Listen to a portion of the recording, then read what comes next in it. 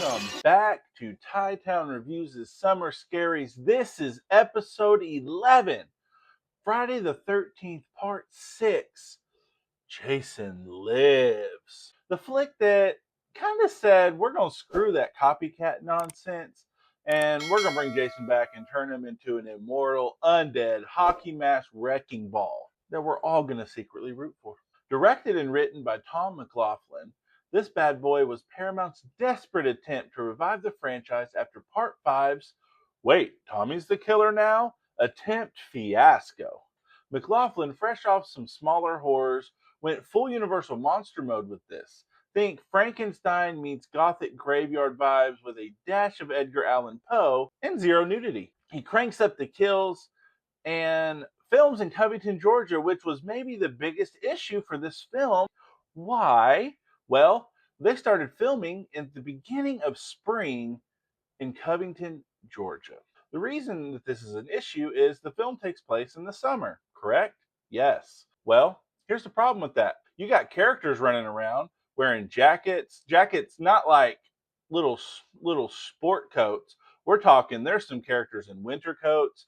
Tommy's jacket looks like a good thick winter jacket. You see characters' breaths. You have fires inside the cabins, which you would not do in the summer. I don't care who you are, you would not light a fire for kids or yourself in the middle of June. That's a little bit of a problem. Other than that, let's get to Camp Forest Green. We open with Tommy Jarvis, played by a perfectly unhinged Tom Matthews, who is considered by most, this is the Tommy Jarvis. Tommy, once again, is all grown up and still carrying that I killed Jason as a kid, but I still have PTSD deal, fresh out of a criminally insane hospital. He's obsessed with making sure Jason stays dead, so obsessed that he's dragging his buddy Alan, played by Ron Palio, back to the old graveyard during a raging thunderstorm. They dig up the coffin, and Jason's gross. You know, he's been dead for however many years this is supposed to be now. Post last movie, it was 5 years, but we're skipping that movie, so I don't know. Anyways, Tommy's digging up the coffin like a man possessed, and never, and I do mean never, dig up graves, folks. The flashbacks start, and it's not shown, but you hear it in undertones, and it hits Tommy a little bit like a bad acid trip. Literally, just let him stay buried, Tommy. Just leave Jason alone.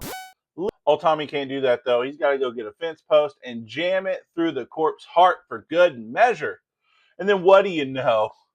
Wouldn't you know it? Kaboom! Lightning strikes the post like it's Frankenstein's lab. The body twitches. The eye snaps open.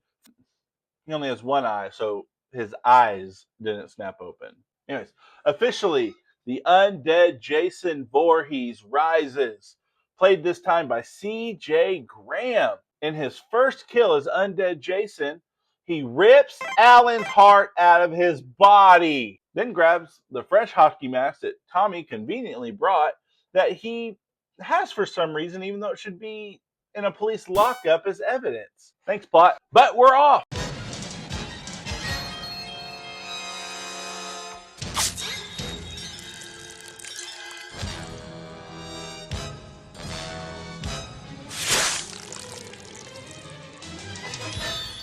Practical effects here are a chef's kiss. The whole movie has great practical effects. Martin Becker's crew from Real EFX nailed the resurrection with real lightning rigs and prosthetics.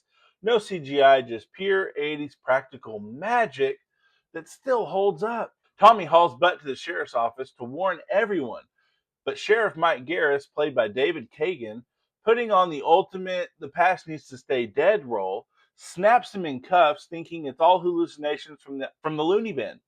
I mean, Tommy, you went into the sheriff's station, spouting nonsense. You act like it's just everyday conversation. My name's Tommy Jarvis. But, bro, you are a local celebrity. You're known as a local loon now.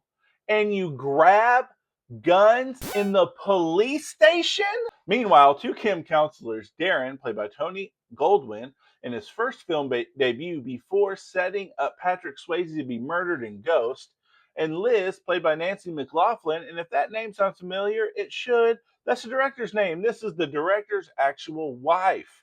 They get lost on the road to the Camp Forest Green. They see Jason, and here we get a way better version of the lost couple in the woods. It's a better scene than what we got with the greasers in the last installment. This comes with a couple of fun lines from Liz.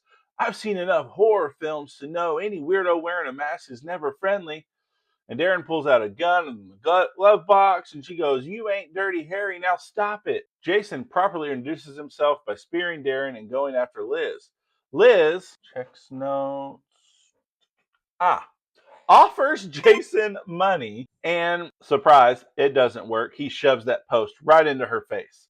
Oh, we see, what's that floating? Checks notes again. Her American Excess card. Excess. Not Express. Cost too much money to get that in there. Excess. Wow. Next morning, Sheriff Garris's daughter Megan shows up. She's played by Jennifer Cook.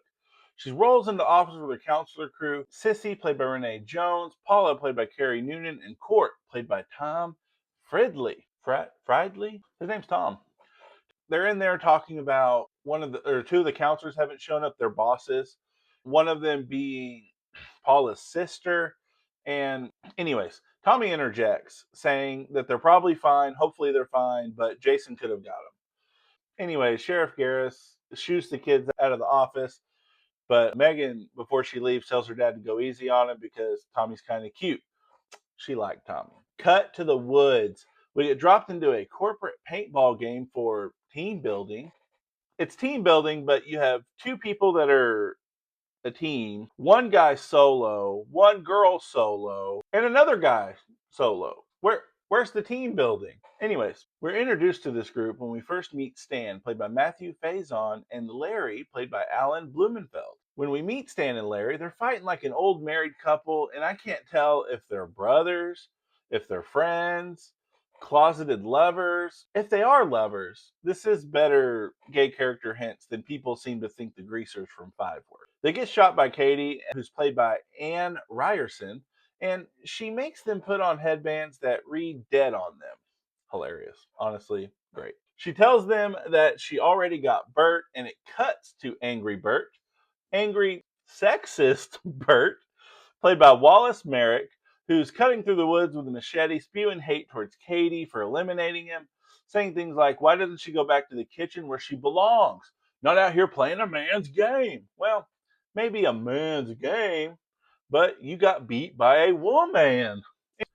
Jason grabs him and crushes Bert's face against a tree, killing him, and when he falls down, it reveals a smiley face on the tree. Later, Jason jumps out at all the other three and decapitates all three of them at once. We're going to do a quick check-in here with the score. Harry Manfredini returns for his final movie in the Friday franchise, where he mixes Alice Cooper bangers like Teenage Frankenstein and the RV later, along with his actual staple, mixed in with new gothic supernatural undertones that sell Jason's undead vibe. Back to the film, Tommy gets transferred out of town. You might say he's been exiled, but starts heading back to the graveyard where Gravedigger Martin, played by Bob Larkin, is currently burying Alan, thinking it's Jason. He looks to the camera and says a self-aware line about horror. Some people got a strange idea of entertainment. This is where the sheriff and his deputy catch up with Tommy, and we get the lamest line where the red dot goes, ya bang. I would honestly love to know if this actor has any actual written dialogue, because every time he talks, to me, and my wife kind of agreed, it sounds like he's just being allowed to riff. I really would like to know if he had planned dialogue. Before anything else gets talked about, we also have to quickly bring up how this Friday does something none of the others do. They bring kids to the camp. Later, Jason shows up somewhere in the woods, kills Martin, and slaughters a random couple making out after an engagement. Back at camp, Court sneaks off with Nikki, played by Darcy DeMoss, in an RV for some alone time. Jason stalks him. Nikki gets her head crushed into the bathroom wall so hard her face print comes through the other side. It's brutal. It's awesome. My wife says it's not possible with the type of metal that's in RVs, but It's still fun. Court gets stabbed in the head, all while jamming to Alice Cooper's Teenage Frankenstein in the RV. Like, right before it flips like a Hot Wheels toy, and Jason gets out and is standing on top of it while it's on fire! Meanwhile, during all this, Tommy is teaming up with Megan to lure Jason back to the lake for a final showdown. Jason storms the camp. He twists Sissy's head 360 degrees and axes Paul in a cabin massacre that we mostly don't get to see when it reveals the cabin for the first time. I understand why the MPAA was like, nah. Jason also goes into the cabin with the kids. He spares them. Very interesting. Jason's got a soft spot for the little ones, apparently. Sheriff Garris shows up with deputies Rick, played by Vincent D'Onofrio, Pappas, played by Michael Swan, and Thornton, played by Michael Nomad. Anyways, Jason turns them all into shish kebabs one by one. It's a machete symphony, if you will. Garris has a soft moment showing his girl dad side with an unnamed character in the cast list, but she's played by Timmy Epstein. Garris leads Jason away from the kids after telling them all to hide under their beds. He dies protecting Megan like a reluctant hero, and he gets the gnarliest death where he gets broken backwards. During all of this, of course, if you're a fan of Dead Meat, they have a podcast, and in their opening, there's a snippet used from this movie, and it's two boys who are having a funny exchange. Well, what were you going to be when you grow up? And then what do you think? I think we're dead meat, real dead meat. The whole exchange is great, and I think it is weirdly placed, but it's still great, and I like it. The few kids that they chose to really highlight in the film, they're all pretty good, and I'm going to give it points for that. Tommy ends up on a boat in the lake trying to lure Jason away from Megan and the kids to battle him. Tommy chains a massive boulder over Jason's neck to sink him, but Jason wrecks the boat and drags Tommy under. Megan saves the day by ramming the propeller into Jason's shoulder like some sort of chainsaw. Actually, fun fact, the lake scenes filmed in this movie were filmed at the director's dad's house and his pool. Pretty neat. McLaughlin's dad's actual pool got clogged with the fake blood and guts for that neck chop. Fun. Tommy gets CPR'd back to life. Final shot. Jason's eye is open underwater, all menacing. Whoa! Still trapped, but very much alive. Sequel bait is achieved. Not needed, but achieved. Manfredini's score swells with that eerie building dread, and we get Alice Cooper's He's Back, the man behind the mask, playing over the credits like a victory lap for the return of Jason. Let's hop over real fast to the killer evolution. Up until now, Jason was basically a big, angry, human-ish dude in a sack mask who drowned as a kid and somehow was an angry adult. Part 4 had him as a hulking masked psycho with a machete and mommy issues. Part 5, obviously, some rando in a mask. But Part 6, oh honey, McLaughlin makes him explicitly supernatural, an undead revenant straight out of the lightning struck grave, superhuman strength, bulletproof, doesn't age, functionally immortal. This Jason is the franchise's new gold standard, lumbering unstoppable with that fresh from the coffin swagger. CJ Graham, a 6'3", 250-pound beast, handpicked by the effects coordinator Martin Becker, steps in as this version of Jason, giving him that imposing zombie monster presence. This is where Jason stops being a slasher and becomes the slasher icon he is today. Although the Jason is still to come. On to additional positives and negatives. Some stuff I've covered already, some stuff I haven't. You'll see points for the stuff I haven't. Jason's glow up is iconic. This is the birth of undead Jason. He's bulletproof, lightning powered, and way more fun than the human version. Next, practical effects and kills. No CGI bloodbaths. The face crushing was great. The head twist was gnarly. The back crack was disgustingly great. The RV flip, all stuff they did practically without any use of any sort of CGI. It's so good. The comedic tone and meta humor is a little lost on me, but I'm going to give it credit here because he sneaks in self-aware winks he throws in several, and I mean several, Easter eggs for creators of the franchise, other legends of horror, and it's so good. It's so neat. If you are a horror fan, you watch this film and you hear all these little nuggets. All of that is done really without turning this movie into a full spoof. This for sure is not Nightmare 5 or Freddy's Dead. Let's just say that. Next, the score slaps. Harry Manfredini's final go is peak creepy. Alice Cooper's tracks adding 80s rock edge. It's so fun. Last positive, pacing and action. Car chases, shootouts, lake fights. The movie has a slowdown point where Megan breaks Tommy out of jail in the middle of the movie, but it really feeds into the chemistry between the two actors. But let's get on to the negative, shall we? Retcon Whiplash. Pretending Part 5 doesn't exist is lazy. The camp's open again, and what could go wrong? That trope is beaten to death. There's a lot of retconning done and gloss over to kind of go out of their way to pretend 5 doesn't exist, and you could have just not acknowledged the events in the movie. Next is cheesy acting and spots. The teens are peak 80s stereotypes. They're horny, they're dumb, they're screaming. And Sheriff Garris is one I told you so away from Eye Roll City. Again, cheesy acting, but underused characters. Megan's great, but the counselors outside of her, they just exist to die in fun ways, and that's fine, I guess. But this is horror, but characters can be more than just cannon fodder, can't they? I didn't send it at the end of my plot rewind, but the ending eye twitch. Teasing part 7, but that doesn't have to exist in a franchise that's 6 movies deep. You're most likely going to continue the franchise. And lastly, during the eye opening, before the title card, there's a very unnecessary and honestly just dumb use of the James Bond turn and shoot.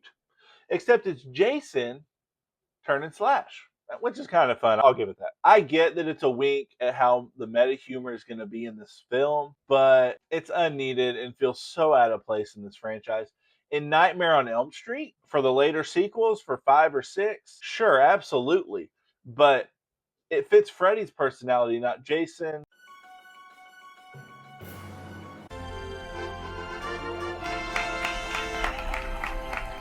The best kill is a tie. I know I've done this a couple of times now, but it's a tie between Nikki's face print and Sheriff Garris's trip to the chiropractor. I like both kills. I think both are fun. I think both are. I guess I'm glad we didn't see the other side of her face smash because it would have been gnarly. But I don't know, man. I like both kills, and I couldn't pick between the two. Overall, Jason Lives is the shot of adrenaline that the franchise needed, turning Jason into an unstoppable force of nature while keeping the camp slasher vibes alive. If you're ranking this series, this one is top tier fun and normally at the top of most people's lists. I give it 4 walking, rotting killers out of 5. Drop your thoughts in the comments. Is Undead Jason the best version? Or are you old school, part 4 purist? Smash like if you're hyped for part 7, or just give me a like. Come on. Subscribe for more Tie-Town horror and reviews, and I will see you in Springwood for Freddy's Dead. Peace.